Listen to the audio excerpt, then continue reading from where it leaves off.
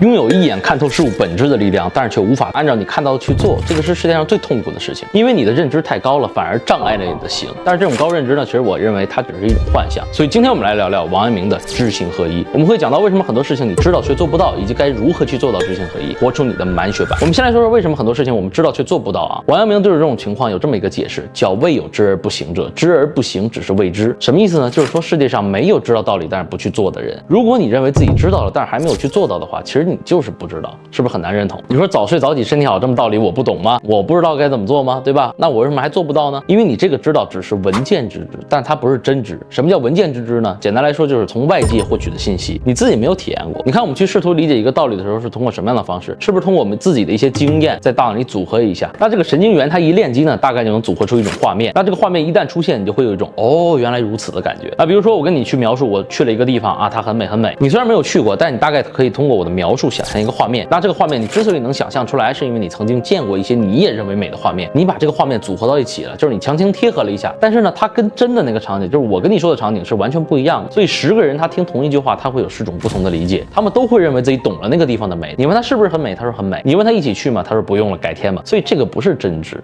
而是大脑为了让你去理解信息，给你编造的一个临时的假象。你说早睡早起身体好，你真的相信你熬夜就会猝死吗？那如果你相信的话，有可能是因为你看到过别人猝死了，但是你还没事，所以你真的会认为这种事儿会发生在你身上吗？其实你不会那么想，对吧？你最多在熬夜的时候心可能会有点不安，那你什么时候你会不熬了呢？就是在你感觉到心很痛，你不只是不安了，你感觉自己有点快死了啊，这种时候，如果你能够挺过来的话，第二天晚上你信不信你肯定会早早睡，你肯定不再熬了。所以真知是什么呢？王阳明说真知即所以为行，意思就是你现在所做的就是你真正知道的体现。比如说你绝对不会把手放在开水里吧，你知道它是烫的，你之所以知道是因为你亲身感受过水的温度，你痛过，你不想再那么痛了。所以如果你去做一个事儿很费劲的话，那是因为你还没有体会过它多痛，或者说它有多好。比如说跑步这件事儿，你听别人说跑步很好，结果你去跑的时候你会发现很难坚持，那是因为你还没有真正体会到这件事儿到底好在哪儿，你还没有分泌内啡肽。那对于你来说，跑步的真知就是你跑的时候那个很累啊，你很需要毅力啊，你喘不上气儿这种体现，那这个是你的潜意识。但是你的表意识是什么呢？你的表意识是认为跑步是一个好事儿，应该坚持做，因为你看到很多人跑步对他身体好了，因为别人也跟你说了跑步很好，所以你的表面认知和真知它其实是不匹配的，越是不匹配越会消耗你的意志力。那其实我们都知道意志力这个东西它会反弹，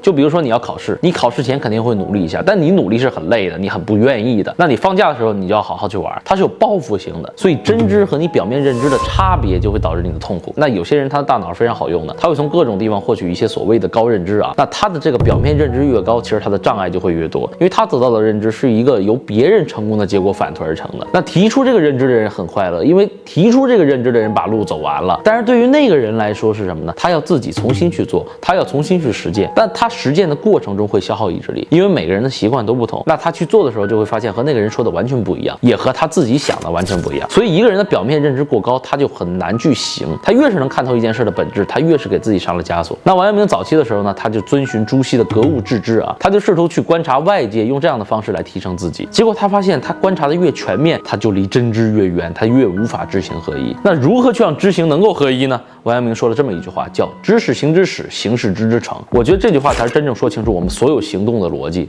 什么意思呢？就是说你去做一件事，那一定有一个认知在前面推动，它一定有一个原因你才会去做这个动作。但是这个时候呢，你其实对这个认知呢，它是不够理解的，你只是好像看到了它的价值，所以你才这么去做的。那如果你真的想完善这个认知的话，你就要把它变成真知，你就要在行动中去体会，慢慢的这个认知会在行动中变得完整。所以你看很多人在吹牛的时候，他就会自动解锁一个身份，比如说经济学家、历史学家，或者说社会学家。但你看真正的专家，他在发表观点的时候是很小心的，他不会乱吹。比如说你问他一个问题，他如果不确定的话，他会说什么？他就说我没有办法给你准确的回答。因为什么？因为他知道一件事在做的时候，它又会产生变化。这个也是知行合一真正难的地方。知行合一其实是一个运动的状态，它不是说你了解的那种固定的状态，它也不是你懂了你就能做到的。就是你的知在行的时候，它会改变，会动摇。你发现一做的它和你想象完全不一样，你就怀疑自己是不是该坚持下去，你怀疑自己是不是错的，然后你就要去问别人，对不对？比如说你想做一件事情，你如果做的不好的话，你肯定会中途问别人，或者你会复盘。那这个时候你一旦复盘了，你就会产生一个新的知。那这个新的知呢，就是这个新的认知呢，它就会影响你的行。那最后很可能你会放弃掉这件事情，因为你在做的时候，你会发现这件事儿跟你一开始想的不一样，它慢慢就偏离了你一开始的发心。比如说你想每天早上起来看书啊，你的发心想让自己变好，你当时想的很好，你当时想的是不就少睡会儿吗？肯定能做到。那实际结果是什么呢？实际情况是你根本就起不来，所以你就开始安慰自己，偶偶尔赖点床没事儿，对不对？久而久之你会干嘛？你就会放弃掉。但是起床这件事难不难呢？它其实不是很难。比如说你明天早上要赶一架飞机，你就得4点钟起来，而且你一定起得来，因为你对这件事儿有真知。你知道如果你赶不上这个飞机，你会亏很多钱，你会耽误很多事儿，你是非常知道这一点的。所以很多事情它是你还没有体会到真知的时候，就被我们从人性不好的部分给抹灭掉了。比如说懒惰，比如说贪婪，比如说恐惧。那遇到这种情况该怎么办呢？王阳明就说你要去治良知，就是你要去在一次次的选择中去选择你的良知，通过选择良知的方式去获得一个正反馈。那什么是良知呢？良知就是你的行知识。他觉得我们每个人除了大脑以外，其实都是有心生的。那这个心生它不会像大脑一样去思考去权衡价值，这个心生它永远都知道什么是好的，什么是坏的，它不需要学习。比如说你想跑步，你为什么想跑步呢？是因为你莫名其妙听到了别人说跑步是很好的，你也觉得它很好，你就该锻炼身体，这就是你的心生。于是你就去跑了。你跑的时候给自己定了一个2公里的目标，结果你跑了1公里的时候就开始累了。那这个时候你有2个选择，一个是停下来，一个是继续跑完。你其实心里会有一个声音来告诉你坚持下去，你心里肯定是正向的，这个就是良知。那如果你坚持下去的话，你就会获得一种对自己的认可感和满足感，你会分泌内啡肽，你会获得正反馈。那如果你没有坚持的话，你这一天都会有罪恶感，你晚上躺在床里的时候你都会有罪恶感。那这个罪恶感呢，就是违心的感觉。那你一旦出现罪恶感，你就会给自己找很多的理由来合理化你的行为。比如说你会说自己当天是状态不好，你会说自己当天其实是腿疼脚疼啊，你会让自己的心里舒服一点。所以王明说破山中贼易，破心中贼难。最难的其实是你在选择中能够去选择那个良知。你在选择良知的时候是要经历一些不舒服的，因为良知出现的地方都是在什么？都是在你想逃避、你想退缩的地方它才会出现。所以知行合一的过程其实就在一件事中不断的治良知的过程。那在我看来，想要真正做到知行合一啊，你就要去选择你擅长的事情，因为只有你去做你擅长的事情的时候，你才能轻易得到正反馈。你在遵循良知的时候要更容易一些。之前我们聊过《道德经》那期啊，其实就是说过每个人都有一个擅长的事情，那这个事情呢就是每个人的使命，每个人的独特性。当你去做这件事的时候，你是不怕苦也不怕累的，你也不怕失败，你就是愿意做。所以你能够在发心不变的情况下一次次纠正你的行，调整你的知。而真正能让你发心不变的，其实每个人都只有那么一件事，所以你要去找到你的使命，然后去践行属于你的知行合一。你看我这么说，其实我对这个知行合一还是蛮悲观的。有很多人说知行合一很简单啊，我认为它其实很难的啊，因为你不能够在所有事情上都治良知吧。你做任何事情的时候，可能都会有一些阻碍，你可能会有欲望。你觉得一个人他一直自律可能吗？他自律肯定是因为他在那件事上他爽，